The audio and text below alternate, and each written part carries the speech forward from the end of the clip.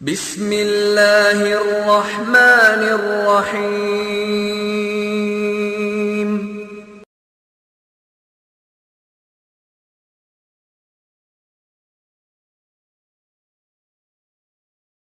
ان الحمد للہ نحمده ونستعینه ونستغفره ونعوذ باللہ من شرور انفسنا ومن سیئات اعمالنا، من يهده اللہ فلا مضل له ومن يضلل فلا هادی له، واشهد ان لا الہ الا اللہ وحدہ لا شریک له، واشهد ان محمدا عبدہ ورسولہ۔ اما بعد فإن خیر الحدیث کتاب اللہ وخیر الہدی ہدی محمد صلی اللہ علیہ وسلم، وشر الامور محدثاتها وکل محدثۃ بدعہ وکل بدعۃ ضلالہ وکل ضلالۃ فی النار۔ رب اشرح لی صدری ویسر لی امری واحلل عقدۃ من لسانی یفقهوا قولی، رب اعوذ بک من ھمزات الشیاطین واعوذ بک رب ان یحضرون۔ اعوذ باللہ السمیع العلیم من الشیطان الرجیم، بسم اللہ الرحمن الرحیم۔ والنازعات غرقا والناشطات نشطا والسابحات سبحا فالسابقات سبقا فالمدبرات امرا، یوم ترجف الراجفۃ تتبعها الرادفہ قلوب یومئذ واجفہ ابصارها خاشعہ یقولون انا لمردودون فی الحافرہ اذا کنا عظاما نخرہ۔ یہ سورۃ النازعات ہے اور قرآن کریم میں اس سورت کا نمبر 79 ہے، 79، اور اس کا نام اس سورت کی پہلی ہی آیت میں بالکل پہلے ہی لفظ میں موجود ہے، والنازعات غرقا۔ پہلی آیت واو کے بعد پہلا ہی لفظ، اسی سے اس کا نام سورۃ النازعات ہے۔ اور وہ صورتیں جو نبی صلی اللہ علیہ وسلم کی پہلی 13 سالہ مکی زندگی میں نازل ہوئیں، نبوت 40 سال کی عمر میں آپ کو ملی، اور پہلے 13 برس آپ مکہ مکرمہ میں رہے بحیثیت نبی۔ اس عرصہ میں جو صورتیں نازل ہوئیں اور مکی صورتیں کہلاتی ہیں، ان صورتوں میں ایک خاص وصف جو تقریباً ہر مکی صورت کے ضمن میں میں ذکر کرتا آ رہا ہوں، وہ یہ ہے کہ مکی صورتوں کی آیات چھوٹی چھوٹی ہوتی ہیں، لمبی آیات نہیں ہوتی، بلکہ 1 2 3 4 لفظ اور آیت مکمل، جیسا کہ آپ دیکھتے ہیں قرآن کریم کی اسی صورت میں والنازعات غرقا آیت مکمل ہوگی۔ حالانکہ قرآن کریم میں آگے جا کے کچھ آیات ایسی بھی آئیں گی کہ پورا صفحہ، قرآن کریم کا پورا صفحہ ایک ہی آیت ہے، جس کو آیت دین کہا جاتا ہے۔ لینے دینے کے معاملات، قرض لینا، قرض دینا، انہیں لکھنا، ان پہ گواہ لانا، پوری آیت پورا ایک صفحہ ہے۔ اور یہ ترجمے والا صفحہ نہیں، خالی جو قرآن کریم یہاں سعودی عرب میں چھپ رہا ہے یا پاکستان میں، انڈیا میں تاج کمپنی، تاج آفس والے چھاپتے ہیں، اس کا پورا ایک صفحہ بغیر ترجمے کے ایک ہی آیت ہے، اور یہ سورہ بقرہ کی آخری آیات سے تھوڑی پہلے ہے۔ جبکہ مکی صورتیں چھوٹی چھوٹی آیات والی ہیں، جیسا کہ یہ آپ کے سامنے ہے۔ اور مکی صورتوں کا ایک امتیاز یہ ہے کہ مکی صورتوں میں اللہ رب العزت نے نبی صلی اللہ علیہ وسلم کے توسط سے آپ کی امت کے لوگوں کو عقیدہ کے مسائل سمجھائے ہیں، جو سب سے بنیاد ہے، وہ چیز جس کے بغیر آدمی مسلمان نہیں ہو سکتا، ایمانیات ہیں، عقیدہ ہے، اس کے بارے میں سب سے زیادہ توجہ مکی صورتوں میں دی گئی، تاکہ جو لوگ مسلمان ہوں ان کا پہلے عقیدہ درست ہو جائے۔ اگر عقیدہ صحیح نہیں تو کوئی رات بھر جاگ کر عبادتیں کرے، کوئی دن کو کرے، کوئی سیدھا کرے، کوئی الٹا کرے، کسی قسم کی عبادت فائدہ مند نہیں ہوگی اگر عقیدہ صحیح نہیں ہوگا۔ لہٰذا ضروری تھا کہ پہلے امت کا عقیدہ سدھار لیا جائے، امت کا عقیدہ درست کر لیا جائے، اور جب لوگ عقیدہ کے اعتبار سے بالکل درست ہو گئے، مستقیم ہو گئے، اس کے بعد اللہ نے زندگی گزارنے کے لیے جو دوسری چیزیں ہیں، دوسرے امور ہیں، نماز کے، روزے کے، حج کے، زکوٰۃ کے، شرک کا، وکالہ. ابھی بعض چیزیں ایسی ہیں کہ ہمیں بظاہر ایسے لگتا ہے کہ یہ شرکت اور وکالت تو ہم نے یہاں آ کے سنا ہے، سعودی عرب میں آئے یا عرب ملک میں آئے تو پتہ چلا کہ شرکہ کیا ہے اور وکالہ کیا ہے. یہ قرآن کریم اور نبی صلی اللہ علیہ وسلم کی احادیث میں کہاں ہوگا؟ حالانکہ نبی صلی اللہ علیہ وسلم کی احادیث میں اور محدثین کرام نے باقاعدہ اپنی کتابوں میں باب قائم کیے ہیں، پورے چیپٹر بنائے ہیں کہ یہ کمپنی، یہ پاور آف اٹارنی، یہ فلاں شرکہ، وکالہ، اجارہ. نبی صلی اللہ علیہ وسلم نے ہمیں زندگی گزارنے کے لیے جتنی چیزوں کی ضرورت ہو سکتی تھی ہر چیز ہمیں مہیا کی ہے، لیکن ان پر توجہ مدینہ منورہ کے زمانہ میں زیادہ دی گئی. آخری 10 سال جو نبی صلی اللہ علیہ وسلم کی حیات مبارکہ ہیں ان میں زندگی گزارنے کے اخلاقیات کے جتنے موضوعات ہیں، احکام ہیں، وہ مدینہ منورہ کی زندگی سے تعلق رکھتے ہیں. مکی صورتیں، مکی زندگی زیادہ تر بنیاد قائم کرنے، بنیاد کو مضبوط کرنے، ایمانیات اور عقائد، ان چیزوں پر نبی صلی اللہ علیہ وسلم کی توجہ رہی، اور انہی چیزوں پر اللہ رب العزت نے قرآن کریم میں بھی توجہ رکھوائی اور یہ مسائل جو ہیں وہ سکھلائے. یہ جو صورتیں ہم پڑھ رہے ہیں 30ویں سپارے کی، ان صورتوں میں بھی بار بار آپ دیکھ رہے ہیں قیامت کا ذکر آ جاتا ہے، مرنا ہے، موت کا ذکر آ گیا، مر کر اٹھنا ہے، اس کا دوبارہ ذکر آ گیا. چلتے پھرتے کہیں نہ کہیں ہر صورت میں ان چیزوں کا تذکرہ بار بار آ رہا ہے تاکہ قرآن کے ماننے والوں کا عقیدہ درست ہو جائے اور انہیں یہ یقین ہو جائے کہ مرنا ہے اور مر کر ختم نہیں ہو جانا. اگر مر کر معاملہ وہیں ختم ہو گیا تو اس کا معنی یہ ہوا کہ پھر انصاف، عدل، دنیا میں نیکی اور بدی، اس کا نتیجہ کوئی نہ نکلا. کوئی نیک رہ کر زندگی گزار کر چلا جائے تو اس کی مرضی، کوئی بد رہ کر، بدکار رہ کر چلا جائے اس کی مرضی. اگر دوبارہ اٹھنا نہ ہو، اللہ کے سامنے جواب دینا نہ ہو، نیکی کا بدلہ اچھا اور برائی کا بدلہ برا ملنے کا معاملہ نہ ہو، تو پھر اس دنیا کا نظام عدل پر مبنی نہ ہوگا. جبکہ یہ بات اللہ سے انتہائی بعید ہے. اللہ رب العزت عدل اور انصاف، نیکی کرنے والے کو اس کی نیکیوں کا پھل ملے گا اور برائیاں کرنے والوں کو ان کی برائیوں کا عذاب اور سزا ملے گی. اس کے لیے اللہ رب العزت نے روز حساب، اور روز حساب جس کا تذکرہ ہم اپنی نمازوں میں ہر روز کرتے ہیں، مالک یوم الدین، ہر روز ہر نماز میں اور ہر نماز کی ہر رکعت میں. مالک یوم الدین سورہ فاتحہ کی آیت ہے اور یہ آیت ہم ہر رکعت میں پڑھتے ہیں. الحمدللہ رب العالمین، اسی میں مالک یوم الدین. اللہ وہ ہے جو قیامت کے دن کا مالک ہے، جو یوم جزا کا، یوم سزا کا، وہ جو دین کا مالک ہے، یعنی قیامت کے دن کا مالک ہے، جس دن اچھے اور برے سب کے لیے میزان قائم کی جائے گی اور اچھے برے اعمال کو تولا جائے گا.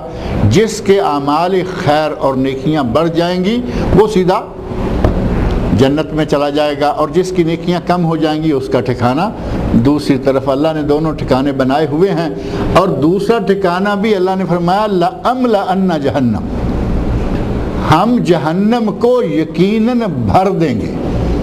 آیت قرآن کی جہنم کو لَأَمْلَأَنَّ، یہ بالتاکید یقینی بات ہے کہ ہم جہنم کو بھر دیں گے. اب اللہ رب العزت کہاں سے، ہم دیکھتے ہیں کہ مسلمانوں میں تو الحمدللہ بڑی خیر ہے، لیکن جہنم کو بھر دیں گے. اور دوسری جگہ نبی اکرم صلی اللہ علیہ وسلم ارشاد فرماتے ہیں کہ اللہ رب العزت 99 آدمیوں کو جہنم میں ڈالے گا اور ایک آدمی کو جنت میں ڈالے گا. صحابہ کرام رضی اللہ عنہ سن کر گھبرا گئے. 99 آدمی ادھر اور ایک ادھر، اب اتنے لوگ تو ہمارا کیا بنے گا؟ ہم میں سے کون لوگ کہاں کہاں جائیں گے؟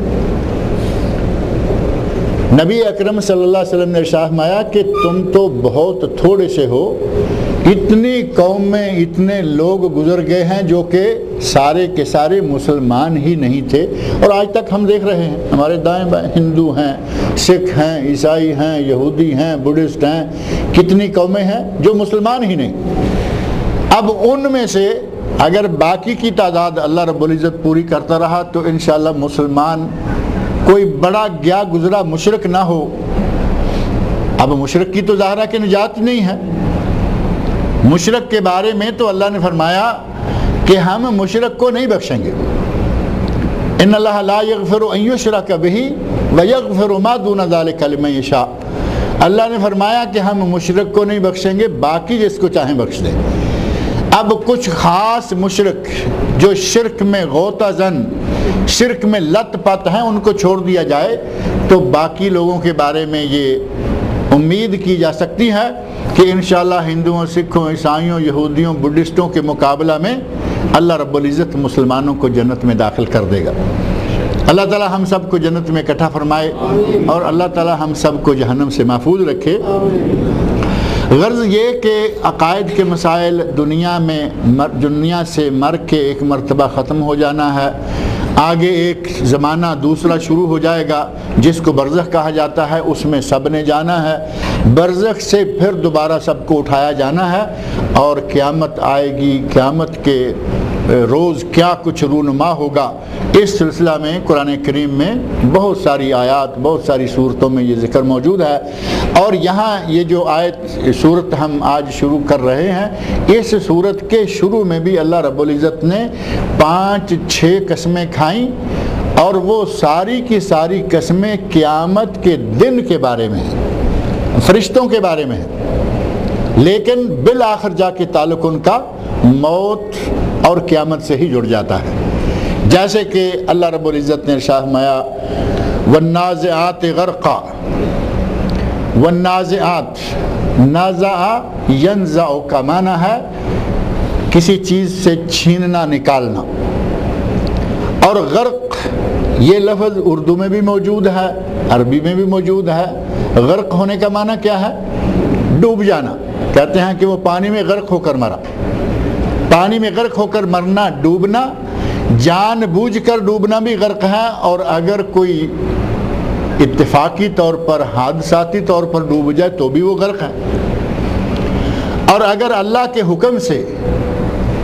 حکم سے فرشتہ انسان کے جسم میں ڈوب کر اس کی روح کو تلاش کر کے نکال کے لے جاتا ہے تو بھی یہ غرق۔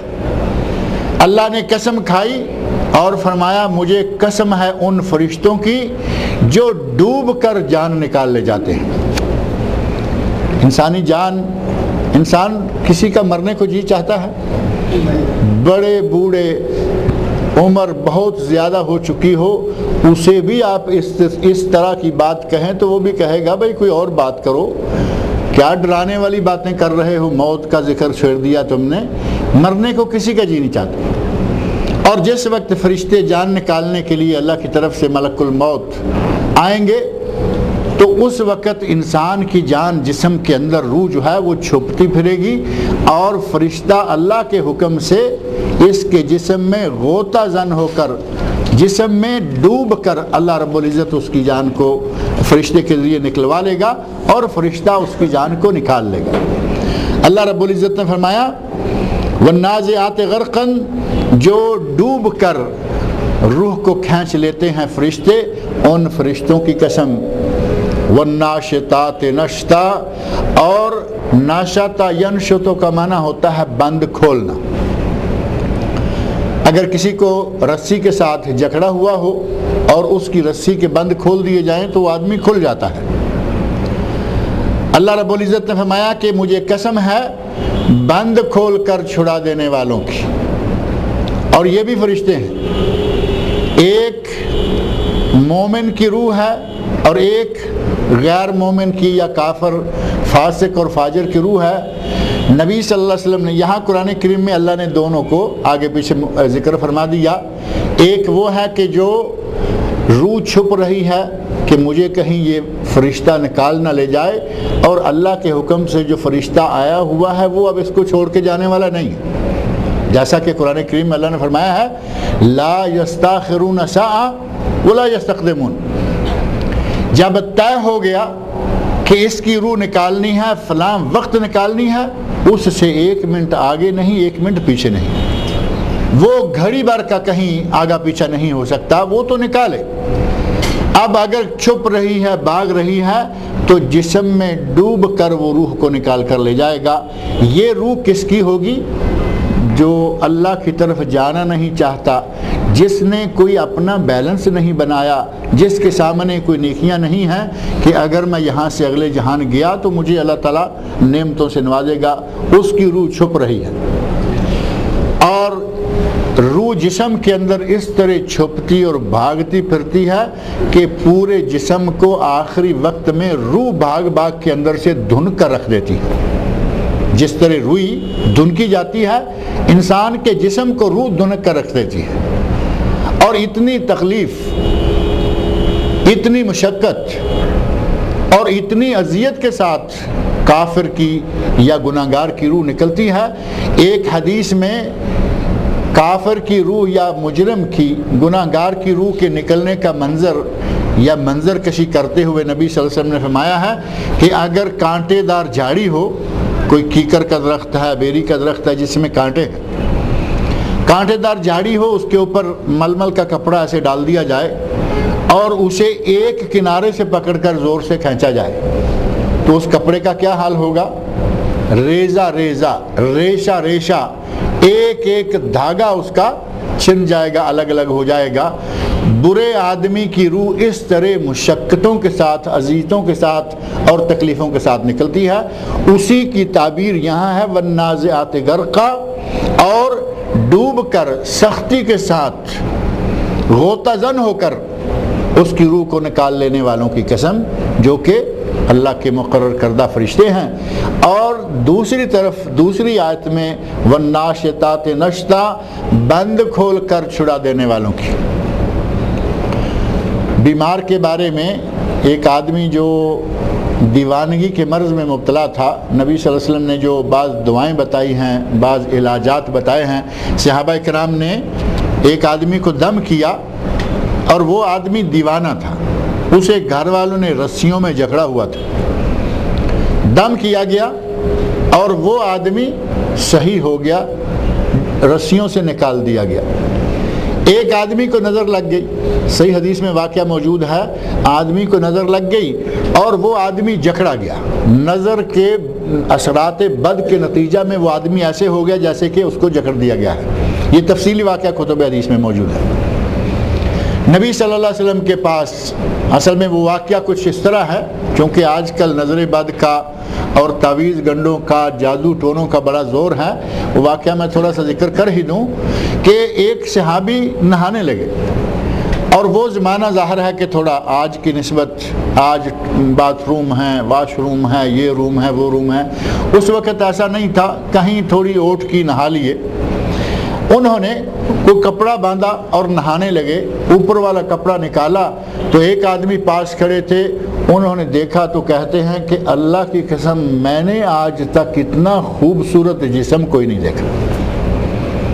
اب اتنا کہنا تھا، اگر قرآن کریم میں وارد حکم کے مطابق ماشاء اللہ، جو نبی صلی اللہ علیہ وسلم نے بھی تعلیم دی ہے کہ کوئی چیز دل کو اچھی لگے، بچہ ہو، اپنا ہو، کسی کا ہو، کوئی اور چیز ہو، جانور ہو، فصل ہو، مکان ہو، کوئی چیز ہو اچھی لگے تو کہیں ماشاءاللہ. اگر دل کو چیز اچھی لگی، آپ نے ماشاءاللہ کہہ دیا تو گویا نظر بد سے محفوظ ہو گئی. اس آدمی نے یہ نہیں کہا، بلکہ کہا کہ مجھے اللہ کی قسم ہے میں نے آج تک اتنا خوبصورت جسم کوئی نہیں دیکھا. وہ نظر سیدھی لگی اور وہ آدمی کپڑے اتار چکا ہے، نہانے سے پہلے پہلے ہی وہ جکڑا گیا. ایسے ہو گیا کہ جیسے کسی آدمی کو رسیوں میں باندھ دیا جاتا ہے، وہ وہیں گول ہوتے ہوتے وہیں پڑ گیا. اس کا بیٹا بھاگا نبی اکرم صلی اللہ علیہ وسلم کی خدمت میں حاضر ہوا اور جا کے کہتا ہے یا رسول اللہ میرے باپ کے ساتھ یہ ہوا ہے۔ نبی صلی اللہ علیہ وسلم نے ارشاد فرمایا اتتہمون احدا، کیا تم کسی پر الزام دیتے ہو کہ کسی نے کچھ کیا ہے؟ اب وہ نوجوان کہتا ہے کہ یا رسول اللہ ہم کسی کو الزام نہیں دیتے، البتہ ایک بات ہے، اس وقت وہاں موجود لوگوں میں سے ایک آدمی نے یہ کہا، اس طرح کہا۔ تو نبی صلی اللہ علیہ وسلم کو اندازہ ہو گیا کہ اس آدمی کی نظر کھا گئی۔ فرمایا کہ اس کے پاس جاؤ اور اسے کہو کہ غسل کرے اور اپنے غسل کا جھوٹا پانی لا کر اپنے باپ کے اوپر بہا دو۔ آدمی گیا، جا کے کہا کہ نبی صلی اللہ علیہ وسلم نے تمہیں حکم دیا ہے۔ ظاہر ہے کہ اگر وہ خود جا کے کہتا تو ہو سکتا ہے کہ وہ آدمی نہ مانتا۔ نبی صلی اللہ علیہ وسلم نے تمہیں حکم دیا ہے کہ غسل کرو اور غسل کا جھوٹا پانی مجھے دے دو۔ اس آدمی نے غسل کیا، پانی ٹب میں، بالٹی میں، جو اس وقت برتن کوئی موجود تھا وہ پانی لیا، لا کے جہاں اس کا باپ لپیٹا ہوا، ظاہر ہے کہ اس نظر بد کے اثر سے وہ یوں ہے جیسے رسیوں میں جکڑا ہوا ہے، جہاں وہ پڑا ہے لا کر پیچھے سے پورے کا پورا ٹپ اس کے اوپر انڈھیل دیا۔ تو پانی کے انڈھیلتے ہی وہ آدمی اس طرح تندرست ہو گیا، نظر اس طرح زائل ہو گئی جیسے کہ اقال میں رسی میں باندھا ہوا آدمی، اس کے بند کھول دی جائیں تو وہ کھل کر بالکل تندرست ہو جاتا ہے۔ اس انداز سے اس سے وہ نظر جو ہے وہ غائب ہو گئی۔ نبی اکرم صلی اللہ علیہ وسلم کے بتائے ہوئے اس عمل پر آج ہم بھی عمل کر سکتے ہیں۔ پتہ چل جائے کہ فلاں کی نظر لگی ہے۔ اب آج کے دور میں مسئلہ یہ آ جائے گا کہ اس دور میں آدمی گیا، جا کے نبی صلی اللہ علیہ وسلم کا حکم سنایا، کہا کہ غسل کرو اور جھوٹا پانی دو، انہوں نے غسل کیا، جھوٹا پانی دے دیا۔ اگر حکمت کے ساتھ، دانائی کے ساتھ، اچھے انداز سے، بااخلاق انداز سے کسی سے جا کے کہا جائے تو آج بھی یہ کام ہو سکتا ہے۔ لیکن اگر آپ چاہیں کہ ڈنڈے کے زور سے جا کے کروائیں، گھر سے نکلے، ہاتھ میں بالٹی پکڑی اور جا کے اس کو کہا تمہاری ایسی کی تیسی، تم نے ہمارے بچے کو نظر لگا دی ہے، یہ بالٹی میں اپنا جھوٹا پانی، تو میں سمجھتا ہوں کہ وہ بالٹی اٹھا کے اس کے سر پہ مارے گا کہ تم کون ہو اور اس طرح کون ہو جو مجھے ایسے کہہ رہے ہیں۔ لیکن اگر اچھے انداز سے آج بھی کوئی مصلحت، حکمت، دانائی کے ساتھ کہے تو پانی مل سکتا ہے۔ بہترین علاج نبی اکرم صلی اللہ علیہ وسلم کا بتایا ہوا صحیح حدیث میں یہ موجود ہے کہ جس کی نظر لگی ہو اس کا جھوٹا پانی، اگر کوئی غسل نہیں کرتا تو کم از کم وہ وضو کرے اور وضو کا جھوٹا پانی لا کر اس کے اوپر بہا دیں، انشاءاللہ نظر غائب ہو جائے گی، زائل ہو جائے گی۔ ناشطات، کسی جکڑے ہوئے کے بندوں کو کھول دینا، اور یہ نیک آدمی کی روح ہے کہ وہ اس طرح جیسے کسی کو جکڑے ہوئے کو کھول دیا جائے، اس طرح آسانی کے ساتھ اس کی روح نکل جاتی ہے۔ بلکہ ایک حدیث میں نبی صلی اللہ علیہ وسلم ارشاد فرماتے ہیں کہ مومن کی روح اس طرح نکل جاتی ہے کہ پانی مشکیزہ پانی کا بھرا ہوا ہو اور اس کا منہ باندھا ہوا ہو، اور ظاہر ہے کہ مشکیزہ ایسے لٹکا ہوا ہوتا ہے پیچھے سے، یہ نیچے منہ ہے اس کا، اس سے وہ داغا کھولتے ہیں جو اس کا منہ بند کیا ہوا ہے، اور جتنا ضرورت کا پانی ہے لے لیتے ہیں۔ عربوں میں یا ہمارے علاقوں میں جہاں کہیں پہلے مشکیزہ استعمال ہوتا تھا اس کو ایسے ہی لٹکایا جاتا تھا، پیچھے سے تھوڑا اونچا اور منہ والی سائڈ تھوڑی نیچی، تاکہ پانی جو ہے آخری قطرے تک نکلتا رہے۔ آپ ارشاد فرماتے ہیں کہ مومن کی روح اس طرح نکلتی ہے کہ جیسے مشکیزے کے منہ سے دھاگے کو کھول کر منہ کو چھوڑ دیا جائے۔ اگر گلاس میں یا تھوڑے برتن میں پانی ڈالنا ہو تو اس کو پکڑ کے تھوڑا تھوڑا پانی نکالا جاتا ہے۔ مشکیزے سے پانی نکالتے تو کبھی دیکھا ہوگا یا نہیں؟ کبھی نہ کبھی کسی نہ کسی کو موقع ملا ہی ہوگا۔ اگر تھوڑا سا پانی نکالنا ہو گلاس میں، چھوٹے برتن میں، بڑے میں، اس سے ہر طریقے سے نکالا جا سکتا ہے۔ احتیاط کے ساتھ اس کا منہ پکڑ کے رکھیں، جتنا چاہیے لے لیں، اور اگر اس کا وہ بند کھول دیا جائے اور منہ کو چھوڑ دیا جائے تو فر پانی نکل جائے گا۔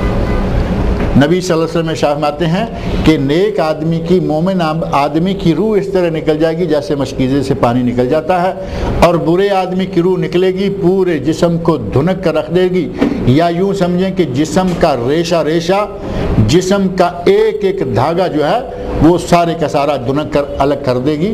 اس طرح تکلیف اور اذیت کے ساتھ برے آدمی کی روح نکلتی ہے۔ والنازعات غرقا، ڈوب کر زبردستی کھینچ لینے والوں کی قسم، والناشطات نشطا، اور بند کھول کر چھڑا دینے والوں کی قسم، والسابحات سبحا، اور تیرنے پھرنے والوں کی قسم۔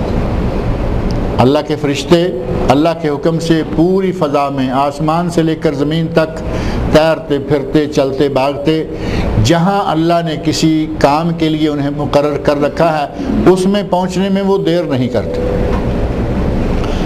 سبحن کا معنی تیرنا، اور مسبحہ یہاں عربوں میں یہ کافی سارے الفاظ روزمرہ استعمال میں آتے رہتے ہیں۔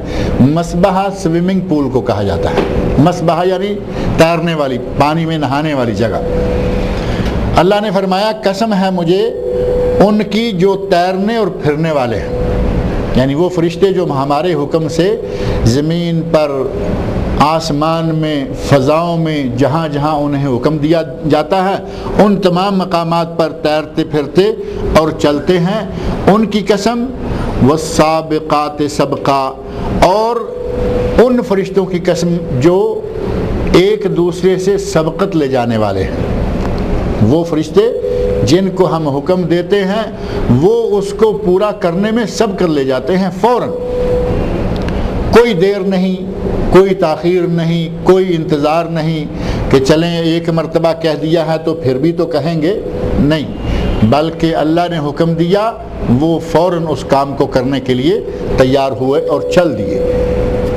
اللہ رب العزت نے ان فرشتوں کی خود تعریف فرمائی ہے، لا یعصون اللہ ما امرہم، لا یعصون اللہ ما امرہم، اللہ جو ان کو حکم دے دیتا ہے وہ اس میں ذرہ برابر نافرمانی نہیں کرتے، بلکہ اللہ جو حکم دیتا ہے اس کو وہ فوراً نافذ کر دیتے ہیں۔ فالسابقات سبقا، پھر دوڑ کر آگے بڑھنے والوں کی قسم، فالمدبرات امرا، اور ان کی قسم جو معاملات کی، کاموں کی تدبیر کر رہے ہیں۔ اصل مدبر اس پوری کائنات کا کون ہے؟ اللہ تعالیٰ۔ اصل مدبر اس کائنات کو چلانے والا اللہ ہے، لیکن اللہ رب العزت نے اپنی حکمت کے ساتھ کچھ فرشتوں کو کچھ ڈیوٹیاں دے رکھی ہیں۔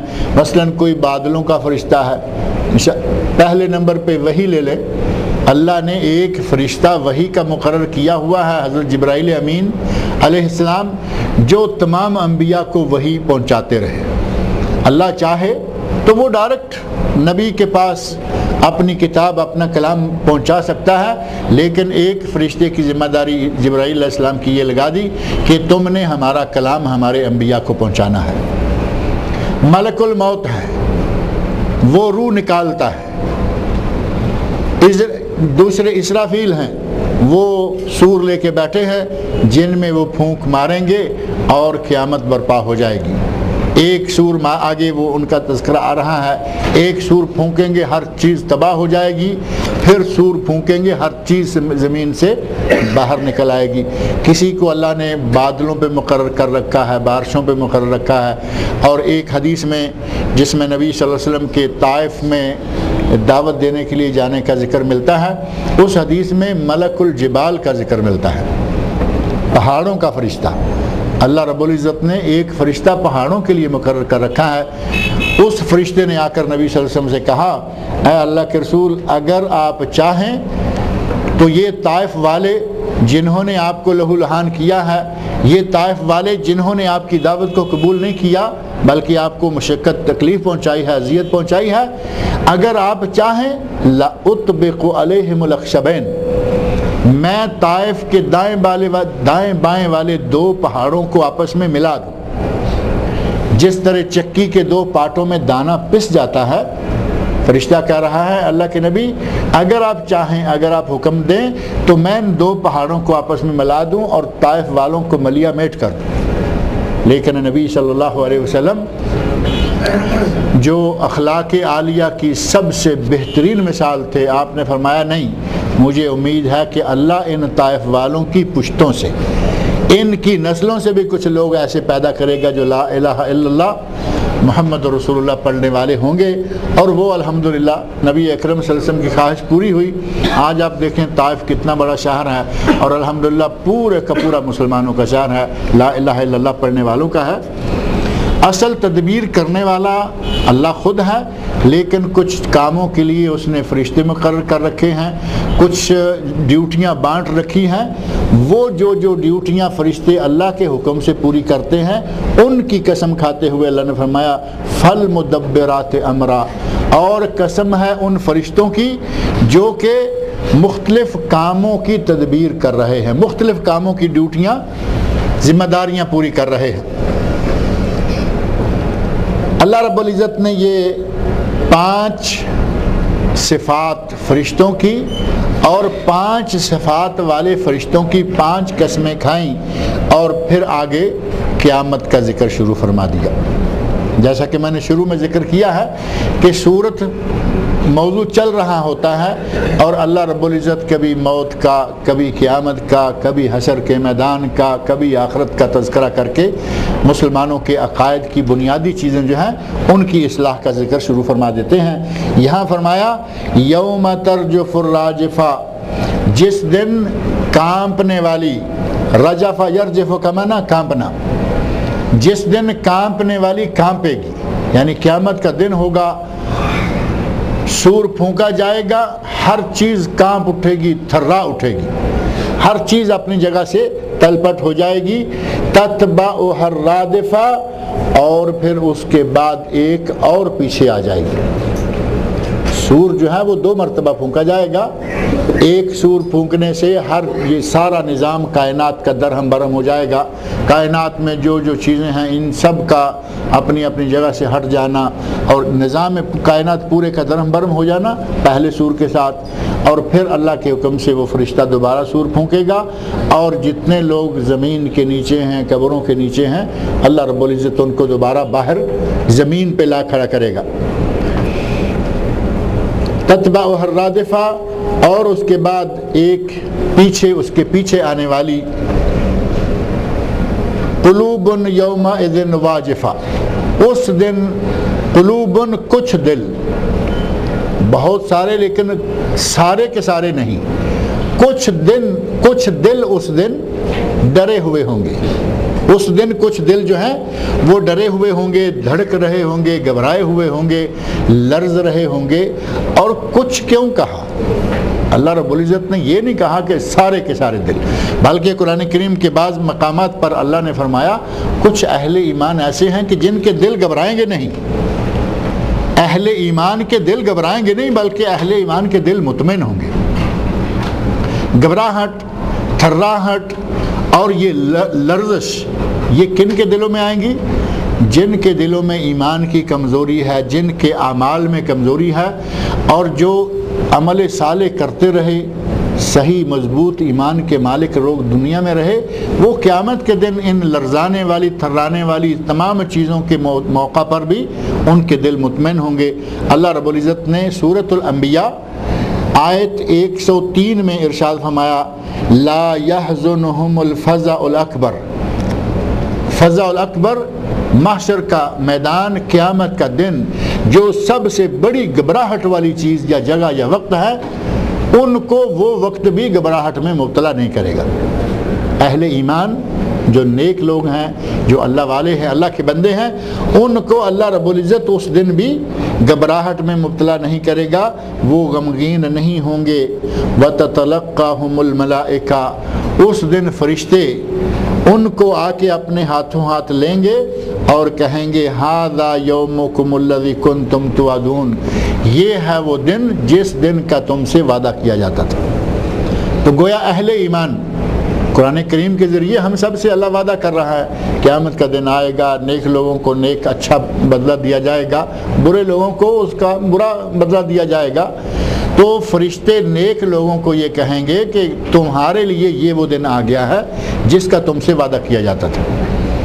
اور فزع اکبر یعنی انتہائی بڑی گھبراہٹ والی چیز، اس دن بھی وہ غم زدہ اور پریشان نہیں ہوں گے۔ اور یہ جو پریشان ہونے والے ہیں قلوب یومئذ واجفہ، یہ کون ہوں گے؟ جن کے بیلنس میں، جن کے پلے میں نیکیوں کا بیلنس نہیں ہوگا، نیکیاں کم ہوں گی، گناہ زیادہ کیے ہوں گے، نافرمانیاں کی ہوں گی، فرمانبرداری نہیں کی ہوگی، وہ گھبرائے ہوئے ہوں گے۔ اور ان کے صرف دل ہی گھبرائے ہوئے نہیں ہوں گے، صرف دل ہی دھڑک نہیں رہے ہوں گے، بلکہ ابصارها خاشعہ، شرم کے ساتھ، ندامت کے ساتھ ان کی نگاہیں جھکی ہوئی ہوں گی۔ آدمی اگر کسی کا مجرم ہو، کسی کے حق میں یہاں غلطی کی گئی ہو، تو آدمی نظروں سے نظریں ملا کر، آنکھوں سے آنکھیں ملا کر بات نہیں کر سکتا کہ میں اس کو کیا منہ دکھاؤں۔ کہتے ہیں کہ میری آنکھوں میں آنکھیں ڈال کر بات کرو۔ آنکھوں میں آنکھیں ڈال کر بات کون کرے گا؟ جو صحیح ہوگا، جس میں کوئی غلطی نہیں ہوگی، جس نے کوئی قصور نہیں کیا ہوگا۔ قیامت کے دن اس موقع پر اللہ رب العزت فرما رہے ہیں کہ دل دہل گئے، دل ڈر گئے، دل کانپ اٹھے، لرز اٹھے، اور ان کی آنکھیں جھکی ہوئی ہوں گی ندامت کے مارے کہ ہمیں ہر طرح سے قرآن کریم میں، ہمیں نبی اکرم صلی اللہ علیہ وسلم کی احادیث میں، ہمیں دعوت و ارشاد کا کام کرنے والے لوگوں نے، ہر کسی نے ہمیں ہر طرح سے اس دن کے بارے میں بتایا کہ کوئی اچھا کام کر لو، نیکی کر لو، لیکن ہم کس انداز سے دنیا میں رہے اور کیا کر کے آئے۔ نتیجہ یہ کہ اس موقع پر وہ ندامت سے اپنی آنکھیں جھکا لیں گے۔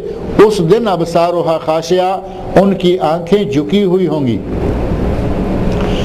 یقولون انا لمردودون فی الحافرہ، کہتے ہیں، اب مشرکین مکہ کا تذکرہ جو ہے اللہ رب العزت نے اشارتاً بغیر نام لیے ان کا تذکرہ شروع فرما دیا، اور فرمایا یقولون، یہ مکہ والے، یہ مشرک کہتے ہیں، انا لمردودون فی الحافرہ، کیا ہم پھر پہلی سی حالت میں لوٹائے جائیں گے؟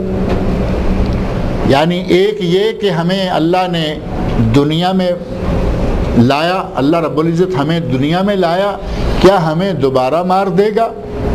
یہ بھی پہلی حالت میں لوٹایا جانا۔ حافرہ کا ایک معنی حفرہ، قبر بھی ہے، اور ایک یہ ہے کہ اللہ نے ہمیں مارنے کے بعد کیا پھر اٹھانا ہے، کیونکہ دوسرا جو نفخہ ثانیہ ہے، دو نفخے، پہلا نفخہ سور پھونکا جانا، پہلا سور پھونکا جائے گا، سارا نظام تلپٹ ہو جائے گا، پھر دوسرا سور پھونکا جائے گا، تو یہ سارے کے سارے قبروں سے دوبارہ نکل آئیں گے۔ اس دوبارہ نکلنے کا سن کر وہ مشرکین مکہ کہا کرتے تھے کہ ہمیں دوبارہ پیدا کیا جائے گا، اَإِنَّا لَمَرْدُودُونَ فِي الْحَافِرَةِ، کیا ہم دوبارہ اس زندگی میں لائے جائیں گے؟ یعنی آج زندہ ہیں، مر جائیں گے تو کیا ہمیں دوبارہ اٹھایا جائے گا؟ اور سور پھونکنے کے یہ جو دو سور ہیں، نفخہ اولا اور نفخہ ثانیہ، بعض احادیث سے پتہ چلتا ہے کہ ان دو نفخوں کے درمیان 40 سال کا عرصہ ہوگا۔ بظاہر لگتا ہے کہ ایک نفخہ آیا، دنیا کا نظام درہم برہم ہو گیا، دوسرا نفخہ آیا اور تمام لوگ جو ہیں وہ زمین سے باہر نکل آئیں گے۔ حدیث سے پتہ چلتا ہے کہ ان دونوں نفخوں کے درمیان 40 سال کا عرصہ ہوگا۔ 40 سال کے بعد دوسرا حکم ملے گا فرشتے کو، اور وہ دوبارہ سور پھونکے گا، جس کے نتیجہ میں لوگ اپنی اپنی قبروں سے جو جہاں موجود ہے، کوئی پانی میں غرق ہو کر مرا ہے، کوئی آگ میں جل کر مرا ہے، کوئی طبی موت مرا ہے، جو جہاں بھی ہے وہ سارے کے سارے لوٹا دیے جائیں گے۔ اور اللہ رب العزت نے ارشاد فرمایا، یہ مکہ والے کہتے ہیں اَإِنَّا لَمَرْدُودُونَ فِي الْحَافِرَةِ، کیا ہم پہلی سی کی حالت میں پھر دوبارہ لوٹائے جائیں گے، دوبارہ مر جائیں؟ پہلے عدم میں تھے، وجود میں لائے گئے، پھر ہم عدم میں چلے جائیں گے۔ ایک معنی قبروں میں چلے جائیں گے، اور دوسرا معنی یہ کہ ہمیں قبروں سے دوبارہ اس طرح اٹھایا جائے گا جس طرح کہ ہم آج زندہ ہیں۔ اَإِذَا كُنَّا عِظَامًا نَخِرَةً، کیا اس وقت جب کہ ہماری ہڈیاں بوسیدہ ہو چکی ہوں گی، مر جائیں گے، ہڈیاں جو ہیں وہ آپ کو معلوم ہے زمین میں کوئی بھی چیز کچھ عرصہ کے لیے پڑی رہے تو اس کا کیا حال ہوتا ہے؟ ختم ہو جاتی ہے، جل جاتی ہے، بس بن جاتی ہے۔ کہتے ہیں کہ کیا ہمیں دوبارہ اٹھایا جائے گا جب کہ ہماری ہڈیاں بوسیدہ ہو چکی ہوں گی، ہڈیاں خاک میں مل چکی ہوں گی، اس وقت ہمیں کیسے اٹھایا جائے گا؟ اب یہ ان کی مشرکین کی سوچ ہے، مشرکین کا انداز ہے۔ اللہ کی قدرت کے بارے میں اگر آدمی تھوڑا سا بھی غور کرے تو اس کے لیے یہ کیا مشکل ہے۔ اللہ رب العزت نے اسی موضوع کو سمجھنے کے لیے سورہ دہر کے آغاز کی آیتیں جو ہیں ان پہ نظر ڈال کے دیکھیں۔ اللہ رب العزت نے سورہ دہر کے شروع میں فرمایا ہے هل أتى على الإنسان حين من الدهر هل أتى على الإنسان حين من الدهر لم يكن شيئا مذكورا، انسان پر وہ وقت نہیں گزرا جب کہ انسان کا دنیا میں ذکر تک نہیں تھا، یعنی کوئی ذکر نہیں تھا، کوئی اس کی نشانی نہیں تھی، کوئی اس کا ماڈل نہیں تھا، انسان تھا ہی نہیں۔ جب اللہ رب العزت نے اس کو اس وقت بنایا، حضرت آدم علیہ السلام سے پہلے کوئی انسان نہیں تھا۔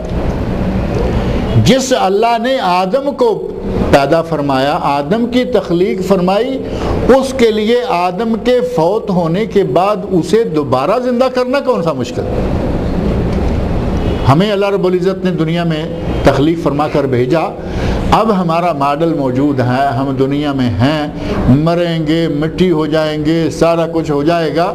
اور بعض روایات سے پتہ چلتا ہے کہ انسان کا سارا جسم مٹی ہو جائے گا، گوشت، پوست، ہڈیاں سب ختم ہو جائیں گی، لیکن کوئی ایک چھوٹی سی ہڈی جو ریڑھ کی ہڈی کا آخری حصہ ہوتی ہے، عجب الذنب اس کو عربی میں کہا گیا، ریڑھ کی ہڈی کا آخری پورا، وہ کہتے ہیں کہ ضائع نہیں ہوتا، وہ رہتا ہے پانی میں، زمین میں، جہاں بھی ہے اسے زمین نہیں کھاتی، وہ بچا رہتا ہے۔ اور اگر وہ بھی نہ بچا رہے تو اللہ رب العزت نے حقیقت کو بالکل واضح فرما دیا، فرمایا هل أتى على الإنسان حين من الدهر لم يكن شيئا مذكورا، کیا انسان پر وہ وقت نہیں گزرا کہ انسان کا دنیا میں نام و نشان تک نہیں تھا، ہم نے اسے بنایا اور جب اس کا نام و نشان مٹا دیں گے، جب چاہیں گے اس کو ہم دوبارہ اٹھا لیں گے، اس کے لیے کیا مشکل ہے۔ مشرکین مکہ کا یہ کہنا کہ کیا ہم بوسیدہ ہڈیاں ہو جانے کے بعد بھی اٹھائے جائیں گے، یہ اللہ رب العزت کی قدرتوں کے سامنے کوئی چیز نہیں، یہ وہ اپنی سوچ، اپنی عقل، اپنی طاقت کے حساب سے سوچ سکتے ہیں۔ تو کہتے ہیں کہ کیا اس وقت جب کہ ہماری ہڈیاں بوسیدہ ہو جائیں گی پھر ہمیں اٹھایا جائے گا؟ قالوا تلک اذا کرۃ خاسرہ، اپنے اعمال کا تو انہیں پتہ ہی ہے، کہتے ہیں کہ اگر ہمیں دوبارہ اٹھایا گیا اور واقعی اٹھایا جانا ہے، کہتے ہیں اگر دوبارہ اٹھایا گیا تو پھر تو یہ ہمارے لیے بڑا نقصان دہ ہوگا۔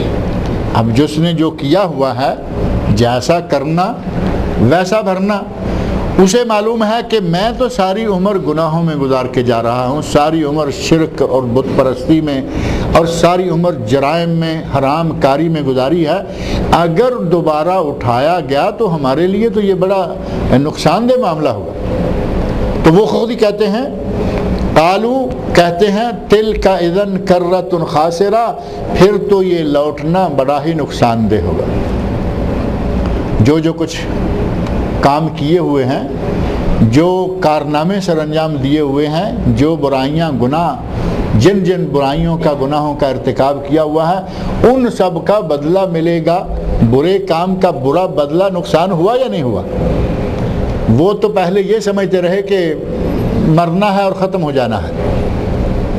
قرآن کریم نے آ کر ان کے لیے یقینی ماحول پیدا کر دیا کہ مر کے ہمیشہ کے لیے ختم نہیں ہونا، مرنا ضرور ہے، جب اللہ چاہے گا دوبارہ اٹھائے گا، سامنے لائے گا، اور جب اس نے دوبارہ اٹھایا تو پھر وہ حساب کتاب لے گا، اچھے اور برے ہر کسی کا حساب ہوگا۔ اور اللہ رب العزت نے اپنے جو ہمارے پاس CID والے چھوڑے ہوئے ہیں، میں ایک دن ذکر کر رہا تھا کہ CID والوں سے تو بہت ساری باتیں رہ جاتی ہیں۔ CID والے کسی کے گھر میں تو نہیں جاتے نا، CID والے کسی کے بیڈ روم میں نہیں داخل ہو سکتے۔ اللہ رب العزت نے وہ فرشتے مقرر کر رکھے ہیں، اور اللہ کی طرف سے جو CID مقرر ہے، کرامن کاتبین، وہ زندگی کے کسی لمحے سے بے خبر نہیں رہتے، بلکہ وہ لمحہ لمحہ کی رپورٹ مکمل کر رہے ہیں، اور وہ رپورٹ اللہ کے سامنے قیامت کے دن پیش کر دی جائے گی، اور انسان اپنے آنکھوں سے اس رپورٹ کو دیکھ لے گا۔ پہلے آیات گزر گئی،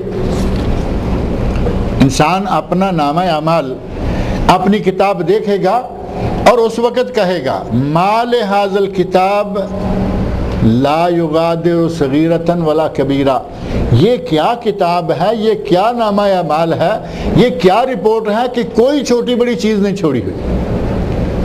کچھ چیزیں انسان لاپرواہی میں کر گزرتا ہے اور وہ بھی اس میں موجود دیکھے گا، بعض اچھے کام ایسے ہی ہو گئے وہ بھی موجود ہے، برے کام بھی کبھی کبھی کوئی ایسا ہی ہو گیا وہ بھی موجود ہے۔ انسان کہے گا کہ یہ کیسی کتاب ہے، کوئی چھوٹی بڑی ہر چیز اس میں موجود ہے۔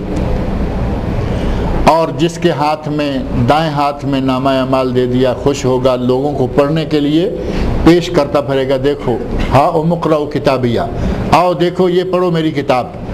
اور جس کو بائیں ہاتھ میں یا جس کی پشت کے نیچے دے دیا جائے گا وہ کہے گا یا لیتنی لم اوتا کتابیہ، اے کاش کہ مجھے کتاب دی ہی نہ جاتی۔ کیونکہ جب فیل کی ڈگری پکڑائی جائے، وہ ڈگری کیا ہوتی ہے؟ فیل کا نوٹس ہوتا ہے، ایک چھوٹی سی پرچی سلپ دے دیتے ہیں کہ یہ فیل ہو گیا ہے، اور اس کے مقابلے میں جو پاس ہوتا ہے اس کو ڈگری دی جاتی ہے، بڑا پیپر، اچھا پیپر، بڑا گلیزی پیپر، اور وہ خوشی کے ساتھ لوگوں کو، اپنے رشتہ داروں کو، والدین کو، بہنوں بھائیوں کو، دوستوں کو دکھاتا پھرتا ہے۔ بالکل یہ آج جو اسٹوڈنٹس کے لیے ڈگری کی شکل میں خوشی اور دوسری طرف ندامت ہے، یہی معاملہ محشر کے میدان میں بھی ہوگا۔ جس کے عمل اچھے ہوں گے، اچھے عمل کیے ہوں گے، ڈگری دائیں ہاتھ میں آ گئی، وہ پاس ڈگری لوگوں کو دکھائے گا، خوشی کا اظہار کرے گا۔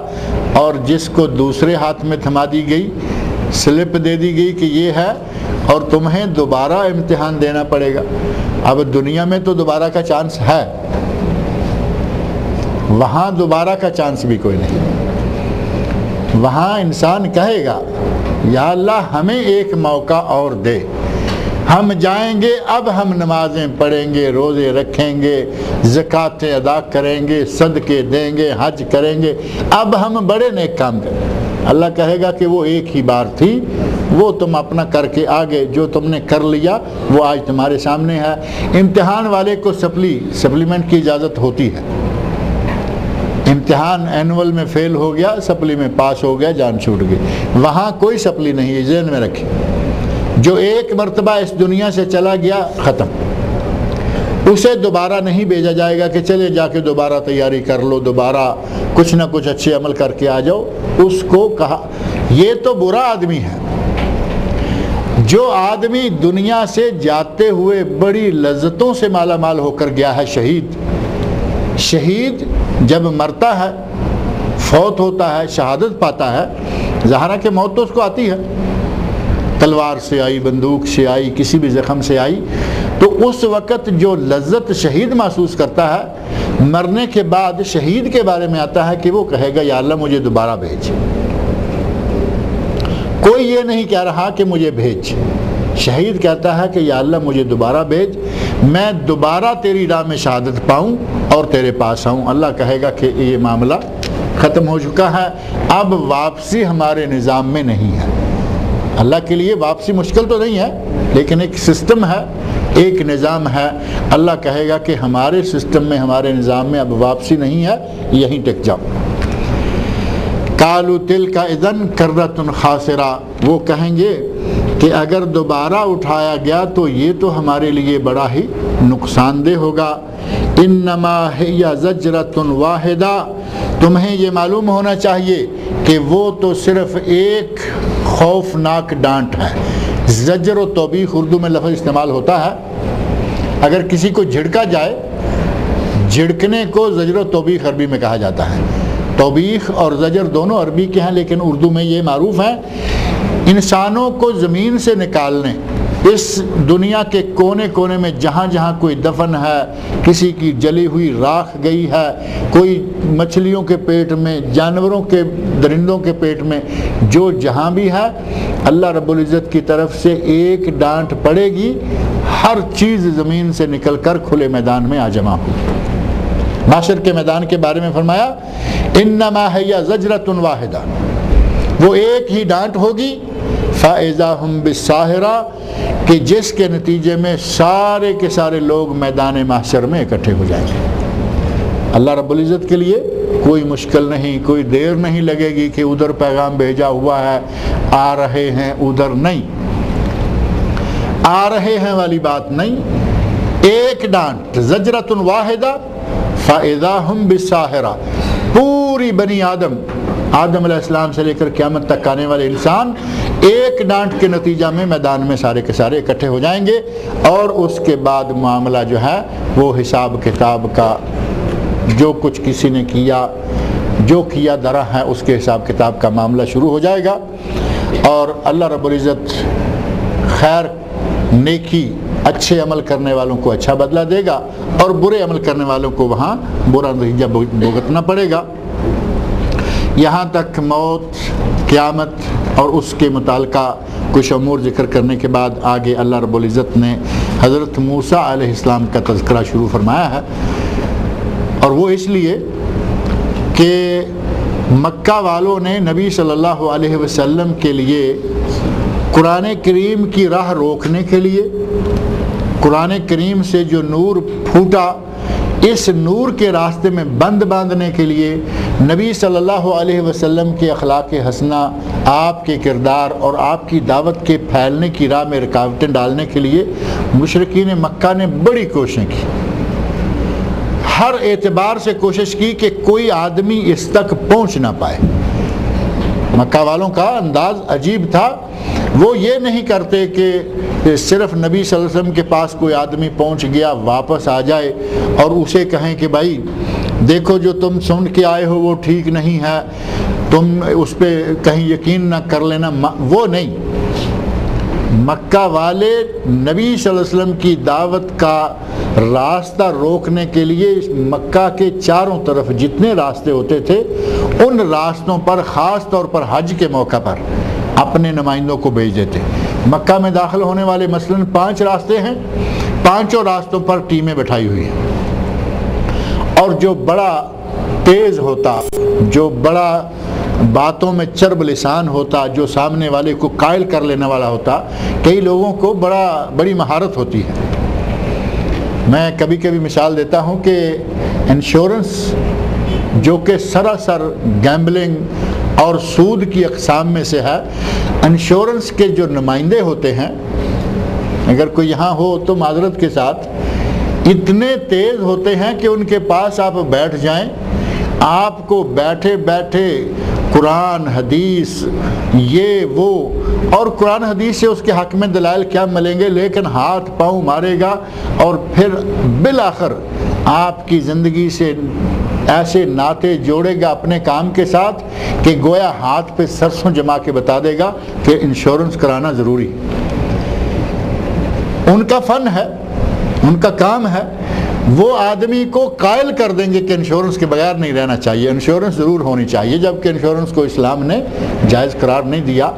اس طرح کے جو لوگ ہوتے ہیں وہ اپنی ٹیمیں نکالتے اور ان ٹیموں کو ہر راستے پر حج کے موقع پر بھیج دیتے کہ اب لوگ باہر سے آئیں گے، دور پار سے لوگ آئیں گے، اور تم نے انہیں روکنا ہے، وہیں ہر دروازے پہ، ہر راستے پہ کھڑے ہو جاؤ، جو آدمی مکہ کے اندر آنے لگے اسے بتا دو کہ اندر ایک آدمی ہے، مکہ میں اندر تم جا رہے ہو، اندر ایک آدمی ہے، وہ اس طرح کی باتیں کرتا ہے۔ نبی صلی اللہ علیہ وسلم کے خلاف انہوں نے مجنون، شاعر، کاہن، یہ وہ اور کئی قسم کے الزامات لگائے۔ اللہ رب العزت نے سب سے آپ کو بری کر دیا کہ میرا نبی نہ مجنون ہے، نہ کاہن ہے، نہ شاعر ہے، میرا نبی میری طرف سے مقرر کردہ ہے، اس کے پاس کوئی جن نہیں آتا، اس کے پاس شیطان نہیں آتا، بلکہ میرا فرشتہ وہی لاتا ہے۔ بہرحال ان لوگوں کی ڈیوٹی یہ ہوتی تھی کہ نبی کے پاس جانے سے روکیں، یہ نہیں کہ نبی کی بات نہ ماننا، وہ کہا کرتے تھے کہ وہاں جاؤ نہیں، اور یہ اس لیے کہ انہیں یقین تھا کہ جو نبی صلی اللہ علیہ وسلم کے پاس جاتا ہے وہ انہی کا ہو کے رہ جاتا ہے۔ آپ کی دعوت اور پھر نبی پاک صلی اللہ علیہ وسلم کا کردار، آپ کا اخلاق، قرآن کریم کی اپنی تاثیر، اب قرآن جیسی مؤثر کتاب ہو، قرآن جیسا مؤثر کلام ہو، اور محمد مصطفیٰ صلی اللہ علیہ وسلم جیسا پیشوا ہو، پیش کرنے والا ہو، دائی ہو، تو اس سے بھاگ کے کون جائے گا؟ بڑے واقعات ہیں، کانوں میں روئی ٹھونسے ٹھونسے مکہ میں پھر رہے ہیں کہ ہم نے سننا نہیں، لیکن جب سنا تو وہیں کے ہو گئے، آئے قتل کرنے کی نیت سے اور مرید بن گئے۔ عمر فاروق رضی اللہ عنہ کا واقعہ، تو یہ کہا کرتے تھے کہ تم نے مکہ میں جا کے اس کے قریب ہی نہیں جانا، اس کی بات ہی نہیں سننا۔ اور یہ بات کبھی کبھی میں اپنے ان جعلیات سینٹروں کے بارے میں بھی کہا کرتا ہوں کہ وہ رنگ آج بھی کچھ مشرکین نے اختیار کیا ہوا ہے۔ آپ کو باہر کچھ لوگ ملیں گے، اقربیہ، یہ تو ابھی 2 سال ہو رہے ہیں کھلے، 3 سال ہوئے ہیں۔ اقربیہ سینٹر کے بارے میں معروف ہے کہ اس کے چاروں طرف کچھ لوگوں نے یہ سلسلہ شروع کیے رکھا، کہا کہ اس سینٹر میں نہ جایا کرو، وہاں تو سارے وہابی ہوتے ہیں، وہ تو پتہ نہیں کیا پڑھاتے ہیں لوگوں کو، جبکہ آپ کو معلوم ہے کہ وہاں بھی تفسیر القرآن یہی پڑھا رہے ہیں، قرآن کریم کی تفسیر ہے اور نبی صلی اللہ علیہ وسلم کی حدیث، تیسری کوئی کتاب وہاں نہیں رکھی جاتی جس کو پڑھا جائے، یا قرآن یا حدیث رسول۔ لوگوں کو کہا جاتا ہے کہ وہاں نہیں جاؤ، وہاں وہابی ہوتے ہیں، پتہ نہیں کیا پڑھاتے ہیں۔ یہ بات مشرکین بھی کہا کرتے تھے کہ اس کے پاس نہ جاؤ، انہیں پتہ تھا کہ جو گیا وہ پھنس گیا، اور انہیں بھی پتہ ہے کہ جو قرآن سننے بیٹھ گیا وہ پھنس گیا، کیونکہ قرآن کی اپنی ایک تاثیر ہے۔ جعلیات والے کوئی نیا دین تو پیش نہیں کرتے، جعلیات والے خالص تعلیمات قرآن کریم کی اور سنت رسول صلی اللہ علیہ وسلم، حدیث رسول پیش کرتے ہیں۔ اسی کا نتیجہ ہے کہ الحمدللہ آپ کتنے بھائی ہیں اپنے اپنے ملکوں میں، اپنے اپنے علاقوں میں، کیا کیا کچھ تھے، ہم اللہ رب العزت نے ہمیں یہاں پہنچایا، اور ایک اچھا عقیدہ، ایک اچھا نظریہ اور دین کی تعلیمات اللہ نے ہمیں مہیا فرمائی۔ اگر ان کی باتوں پہ جائیں تو نہ ہم قریب آتے، نہ کچھ سن پاتے، نہ پڑھ پاتے، اور وہی رہتے جو وہاں ہیں۔ اللہ رب العزت نے حضرت موسیٰ علیہ السلام اور ان کے مقابلے میں فرعون، ان کا تذکرہ کرتے ہوئے فرمایا کہ اس نے بھی موسیٰ کی راہ روکنے کے لیے، موسیٰ کی دعوت روکنے کے لیے کوششیں کی تھی، اس نے بھی منہ کی کھائی، تم بھی منہ کی کھاؤ گے۔ اس واقعہ کو اللہ رب العزت نے یہاں بیان فرمایا ہے، آگے کی آیات میں یہ سلسلہ شروع ہوگا، لیکن اس واقعہ کا تذکرہ شروع کریں گے تو بات لمبی ہو جائے گی۔ انشاءاللہ حل اتاک کا حدیث موسیٰ، یہ آیت نمبر 15 ہے۔ اس آیت 15 سے انشاءاللہ العزیز اگلے بدھ کو درس دیں گے، ترجمہ اور تفسیر ذکر کریں گے۔ اللہ سے دعا ہے کہ وہ مجھے اور آپ سب لوگوں کو قرآن کریم پڑھنے، سمجھنے اور اس کے احکام پر عمل کرنے کی توفیق عطا فرمائے۔ ریڈیو سے یا ٹیلی ویژن سے اذان ہوتی ہے، اب اگر اسی ریڈیو ٹیلی ویژن سے اذان پر نماز پڑھنا جائز قرار دیا جائے تو اس کا مطلب یہ ہوا کہ مکہ ہی آپ لے لیں، باقی آپ چھوڑ دیں۔ ریڈیو مکہ جو ہے، اذاعۃ القرآن الکریم مکہ مکرمہ سے جو قرآن ریڈیو ہے، اس سے اذان نشر ہوتی ہے حرمین شریفین کی، اور حرمین شریفین کی اذان آج آپ لے لیں، ظہر کی اذان جو ہے وہ مکہ میں نشر ہوئی، یا مکہ ریڈیو نے اذاعۃ القرآن مکہ نے نشر کر دی۔ کس وقت؟ 11:00 پر یا 12:00 پر، جبکہ کچھ ملک ایسے ہیں جن ملکوں میں ابھی سورج سر پہ بھی نہیں آیا، ظہر کا وقت تو بعد میں ہوگا۔ کچھ ملک ایسے ہیں جن میں سورج گزر چکا ہے، ان کے یہاں عصر اور مغرب ہونے والی ہیں۔ مغربی ممالک کوئی آگے ہے، کوئی پیچھے ہے۔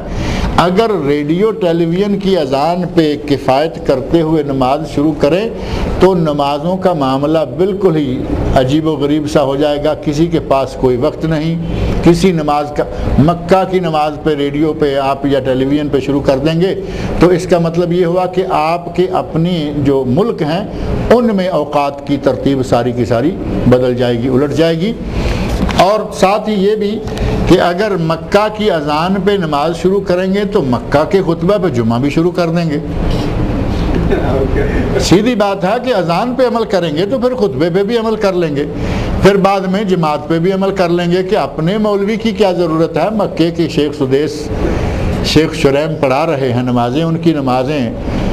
تو یہ سلسلہ جو ہے اس مسجد کی حدود جہاں تک ہیں، مسجد حرام مکہ مکرمہ، اس کی حدود سب سے زیادہ طویل جاتی ہیں۔ اگر وہ مسجد حرام کے مصلی یا خانہ کعبہ کی جو جگہ ہے وہاں سے لے کر 2 کلومیٹر بھی باہر چلی جائیں صفیں، کوئی حرج نہیں، ان سب کا اسی وقت میں اسی جماعت کے ساتھ نماز پڑھنا جائز ہے اور اس اذان کے ساتھ۔ اب رہا مسئلہ یہ کہ مکہ مکرمہ کے باہر کے محلوں میں وہ کہیں کہ ہم شیخ سدیس کی یا شیخ شریم کی آواز پر جماعت کرائیں گے، ان کی نماز ایسے نہیں ہوگی۔ وقت وہ ٹھیک ہے کیونکہ شہر ایک ہے، وہ تو وقت وہی رہے گا، لیکن جماعت امام کی امامت اس وقت تک جب تک صفیں ملی ہوئی چلتی رہے، درمیان میں لمبی چوڑی غائب آ جائے، 2-4 محلے کے بعد بھی کہیں ریڈیو ٹیلی ویژن رکھ کے چاہیں کہ نماز پڑھ لیں، تو اس طرح دوسرے علاقوں میں، دوسرے محلوں میں اور دوسرے ملکوں میں یہ نماز نہیں ہوگی۔ سوال کیا گیا ہے کہ نبی صلی اللہ علیہ وسلم سے غلطی ہوئی تھی، عصر کی نماز میں رکعت کم یا زیادہ پڑھا دی تھی، زیادہ نہیں 2 رکعتیں کم پڑھا دی تھی۔ صحیح بخاری میں یہ واقعہ موجود ہے۔ یہ کون سی حدیث ہے، کون سی صورت میں، بات واضح کریں۔ یہ صحیح بخاری میں اور حدیث کی کئی کتابوں میں موجود ہے۔ نبی اکرم صلی اللہ علیہ وسلم نے جماعت کرائی ظہر یا عصر، اور زیادہ صحیح ہے عصر، دونوں کے بارے میں ملتا ہے کہ ظہر تھی یا عصر تھی، لیکن بعض روایات نے اس کو باقاعدہ طے کر دیا کہ وہ عصر کی ہی نماز تھی۔ آپ نے 2 رکعتیں پڑھائیں، سلام پھیرا، اور سلام پھیرنے کے بعد آپ مسجد سے باہر تشریف لے آئے، اور دروازے کے سامنے کوئی کھجور کا تنا تھا جس پہ عموماً آپ آ کے ٹیک لگا کے تھوڑی دیر رک جایا کرتے تھے اور اپنے صحابہ دوست احباب سے تھوڑی دیر کے لیے گفتگو فرماتے۔ صحابہ کرام نے نبی صلی اللہ علیہ وسلم کے ساتھ سلام پھیر دیا۔ اب سارے اپنی اپنی جگہ پہ، کسی کے ذہن میں یہ ہے کہ شاید نماز کم ہو گئی ہوگی، کسی کے ذہن میں ہے کہ شاید آپ بھول گئے ہیں، لیکن کسی کو ہمت نہیں ہو رہی چونکہ نماز کم ہو گئی ہوگی۔ یہ تصور قائم ہے کہ اللہ کے نبی صلی اللہ علیہ وسلم پر جبرائیل علیہ السلام نازل ہوتے تھے، نماز کے دوران بھی نازل ہوتے تھے، باقی اوقات کے علاوہ، جیسا کہ ایک واقعہ وہ بڑا مشہور ہے۔ نبی صلی اللہ علیہ وسلم جوتوں سمیت نماز پڑھنے لگے۔ ہمارے یہاں جوتوں سمیت نماز کا ذکر آئے تو ہمارے کان کھڑے ہو جاتے ہیں کہ یہ کیا جوتوں سمیت نماز۔ نبی صلی اللہ علیہ وسلم کا جوتوں سمیت نماز پڑھنا، صحابہ کرام کا، خلفاء راشدین کا جوتوں سمیت نماز پڑھنا ثابت ہے۔ جوتا صاف ستھرا ہونا چاہیے۔ آپ نے جماعت کروانا شروع کی، آپ بھی جوتا پہنے ہوئے ہیں، صحابہ کرام بھی جوتا پہنے ہوئے ہیں جن جن کے جوتے تھے۔